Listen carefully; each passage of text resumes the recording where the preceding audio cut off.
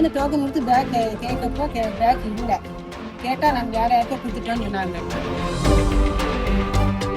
CCTV camera கொடுத்தா வேற பையன் வந்து அந்த பேக்கை வாங்கிட்டு போறான். இல்லை அந்த பையன் மினிஸ்டருக்கு தெரிஞ்ச பையன், அதனால ஸ்டேஷன்ல ஒப்படைச்சிட்டு போயிட்டான் அப்படின்ட்டாங்க. வந்து திருச்செந்தூர் பகுதியில் கோயிலுக்கு போகணுமென்ட்டு பேக் பாதுகாப்பாக இருக்குன்னு கடலில் குளிக்கிறதுக்காண்டி இங்கே கண்டுபிடில லாக்கரில் கொடுத்துட்டு போனோம். டோக்கன் கொடுத்தாங்க. டோக்கன் நம்பர் படி வரிசையாக தான் வச்சுருந்தாங்க. திருப்பி நாங்கள் 6 கால் கொடுத்துட்டு போனோம். குளிச்சுட்டு 9 மணிக்கு வந்தோம். வந்து இங்கே வந்து டோக்கன் கொடுத்து பேக் கேட்கப்போ பேக் இல்லை. கேட்டால் நாங்கள் வேற யாருக்கோ கொடுத்துட்டோன்னு சொன்னாங்க. அந்த சிசிடிவி கேமரா கொடுத்தா வேற பையன் வந்து அந்த பேக்கை வாங்கிட்டு போகிறான். திருப்பி நாங்கள் ஃபோனு பைசா எல்லாமே உள்ளே இருக்கு. திருப்பி நாங்கள் ஃபோனை ட்ரேஸ் பண்ணி நாங்கள் எப்படி பிடிச்சிடுறோம் அப்படின்னு சொல்லி எங்களை வெயிட் பண்ண வச்சாங்க மதியம் 2 மணி வரைக்கும். 2 மணிக்கு பார்த்தா அந்த பையனை பிடிச்சாச்சு. அந்த பையன் கொண்டு வந்துகிட்டு இருக்கான். அவன் பேக் இங்கே இருக்கு. அதை ரிட்டர்ன் வாங்குறதுக்காண்டி இந்த பேக்கை கொடுத்துட்டு அதை வாங்க வரேன் அப்படின்னு சொல்லி எங்களை 6 மணி வரைக்கும் உட்கார வச்சுட்டாங்க. திருப்பி 6 மணிக்கு போய் ஏன் இன்னும் வரல அப்படின்னு நாங்கள் கேட்குறப்ப, இல்லை அந்த பையன் மினிஸ்டருக்கு தெரிஞ்ச பையன், அதனால ஸ்டேஷனில் ஒப்படைச்சிட்டு போயிட்டான், செய்தியாளருக்கு ஸ்டேஷனில் ஒப்படைச்சிட்டு போயிட்டான் அப்படின்ட்டாங்க.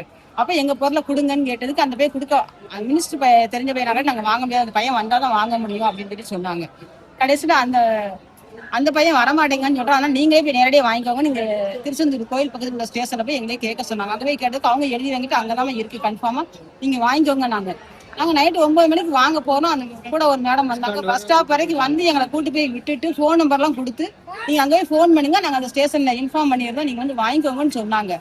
அங்கே போய்கிட்டு இல்லை அங்கே ஒரு கேஸ் ஆகி போச்சு, ஒரு கோயிலில் பிரச்சனையா இருக்கு, அங்கே போயிட்டு அங்கே எல்லா போலீஸும் அங்கே ஆள் இல்லை, அதனால நீங்கள் ஊருக்கு போங்க பிள்ளைங்களை கூப்பிட்டு, நாங்களே உங்களுக்கு இன்ஃபார்ம் பண்ணுறோம், அப்போ வந்து பேக்கை வாங்கிக்கோங்க. நாங்கள் இல்லை எங்கள் பேக்கு ஸ்டேஷனில் தான் இருக்குது, அங்கே வாங்கிக்கிடுறோம், நீங்கள் ஒரு வாரம் சொல்லுங்க அப்படின்னா, நீங்கள் ஊருக்கு போகிறீங்களா என்ன ஃபோன் வயசு பிள்ளைய வச்சிருக்கீங்க, உங்களுக்கு ரொம்ப கேள்வி கேட்பாங்க அப்படின்னாங்க. பொருளை கொடுக்கணும் கேள்வி கேட்காத செய்வாங்க.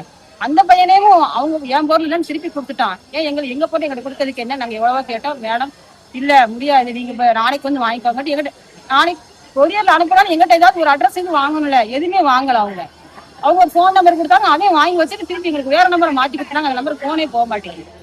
திருப்பி நாங்கள் ஊருக்கு போகிற மேடம் நீங்கள் போங்கன்னு சொல்லிட்டு நாங்கள் எங்களுக்கு தெரிஞ்சவங்களை வச்சு இங்கே வச்சு பேசி செஞ்சு கேட்டு அதுக்கப்புறம் அந்த ஸ்டேஷனுக்கே நாங்கள் ஃபோனை வாங்கி கேட்டால் அவங்க நாங்கள் இது வரைக்கும் யாரையுமே நாங்கள் பிடிக்கல, யார்ட்டையும் நாங்கள் பேக்கே வாங்கலையான்ட்டாங்க ஸ்டேஷனில்.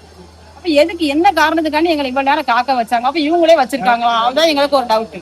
எங்களுக்கு பைசா இருக்கு, வீட்டு சாவி எல்லாமே உள்ளதா இருக்கு. எவ்வளவு பைசா இருக்கும்ல? 2000 இருந்துச்சு, 2 மொபைல் இருந்தது. சரி, அது மொபைலோட மதிப்பு எவ்வளவு இருக்குமா? எல்லாமே அதுலதான் இருக்கு, எங்க திங்ஸ் எல்லாமே இருக்கு. வீட்டுக்கு போனா நாங்க வீட்டை திறந்து உள்ள போக முடியாது. இப்போ இங்க நீங்க லாக்கர் அவங்க இருக்கு இன்னும் அந்த நம்பர் அவங்க ட்ரேஸ் பண்ணவே இல்ல, பையனே பிடிக்கல. இப்ப வரைக்கும் ரிங் போய்கிட்டு தான் இருக்கு. ஆனா எதனால சொல்றாங்கன்னு எங்களுக்கு தெரியல. இவங்களே எடுத்துட்டு சொல்றாங்கன்னு எங்களுக்கு ஒரு டவுட்டா இருக்கு. இதுக்கு எங்களுக்கு ஒரு முடிவு வரணும், அவ்வளவுதான். இப்போ உள்ள கேட்டு என்ன சொல்றாங்க? உள்ள கேட்டதுக்கு அதான் சொல்றாங்க, உங்க நம்பர் நாங்க குடிச்சுட்டு நேற்று வரைக்கும் சொன்னாங்க. நீங்க வந்து இங்க எத்தனை நாள் ஆச்சு? 3 நாள் ஆச்சு சார். நைட்ல வந்தோம் நாங்க. ஒரு பாதுகாப்புக்கான தான் கொடுத்துட்டு போறோம். இவங்களே மாத்திட்டா என்ன பண்ண முடியும்? அவங்க பேரு எந்த ராசா? எந்த ஊர் நீங்க? ராஜபாளையம். வெள்ளிக்கிழமை காலையில கோயில்ல குளிக்க போகணுங்கிறதுக்காக முருகன் கோயில்ல பொருட்கள் பாதுகாப்பு அறையில வந்து பேக்கை ஒப்படைச்சிட்டு டோக்கன் வாங்கியிருக்காங்க.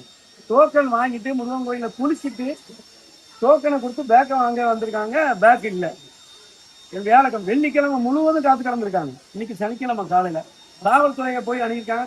காவல்துறை வந்து இந்தா வந்துடும் ஒரு நாட்களுக்கு மேலாக காத்து கிடந்து நேற்று நைட்டு வயசுக்கு வந்த பொண்ணு அந்த அம்மா கூட்டு வந்திருக்க ராஜபாளையத்துல இருந்து பக்கத்து ஊர்ல போய் தங்கியிருக்காங்க, அங்க பாதுகாப்பு இல்லைன்னு. இன்னைக்கு காலையில சமூக ஆர்வலராகிய எனக்கு வந்து இந்த தகவல் வந்தோம்னா நான் இப்ப கோயிலுக்கு வந்து கேட்க சொல்ல இந்த அம்மா சொல்றத பார்த்தா காவல்துறை நேற்று முழுவதும் இழுத்து அடைச்சிருக்காங்க. உங்களுக்கு பேக் வந்துட்டு இப்ப தந்துருவோம், பிறகு தந்துருவோம். இன்னைக்குள்ள சூழ்நிலை இப்ப உள்ள முதலமைச்சர் அவர்கள் விஜய் அவர்கள் மாற்றம் அதிகமா கொண்டு வந்துருக்காரு. காவல்துறை உடனடியா நடவடிக்கை எடுங்க, உடனடியா எஃப்ஐஆர் போட்டு அவங்களுக்கு பாதிக்கப்பட்டவங்களுக்கு பாதுகாப்பு கொடுக்கன்னு இருக்காங்க. ஆனா திருச்செந்தூர் முருகன் கோயில் நடவடிக்கை தலையில இருக்கு. இதுக்கு யார் பொறுப்பு? திருச்செந்தூர் முருகன் கோயில்ல பேக்க ஒப்படைச்சிருக்காங்க. அப்ப இந்த கோயிலுடைய இணை ஆணையர் தானே பொறுப்பு. இணை ஆணையர் இது வரைக்கும் பதில் சொல்லல. அப்ப அந்த வறுமை அவங்க வந்து இன்னைக்கு 2000 ரூபாய் அந்த பேக்ல வச்சிருக்காங்க. இது அந்த கோயில குளிச்சுட்டு இன்ன வரைக்கும் ட்ரெஸ் மாத்த முடியல. ட்ரெஸ் ஃபுல்லா பேக்ல இருக்கு, அவங்க பணம் பேக்ல இருக்கு, அவங்க 2 மொபைல் 40,000 ரூபாய்க்குள்ள மொபைல் பேக்ல இருக்கு. இது வரைக்கும் நடவடிக்கை எடுக்கல காவல்துறை. அப்ப காவல்துறை முருகன் கோயில் என்ன பாதுகாப்பு வேலை பாக்குறாங்க? பாதிக்கப்பட்டவங்களுக்கே நீங்க பாதுகாப்பு கொடுக்க முடியல, தொலைச்ச பொருளை மீட்டு கொடுக்க முடியலன்னா அந்த குடும்பத்தை அலைக்கழிச்சிருக்கீங்க. ஒன்றரை நாள் அலைக்கழிச்சு வச்சிருக்கீங்க. அப்போ வெளியூர் எங்க எத்தனையோ கிலோமீட்டர் தாண்டி வந்திருக்காங்க. இந்த மாதிரி நிகழ்வு நடக்கு. இது தமிழக முதலமைச்சர் விஜய் அவர்களுக்கு நான் தெரியப்படுத்துறேன். இந்த நியூஸ் கண்டிப்பா உங்க காதுக்கு வரணும்.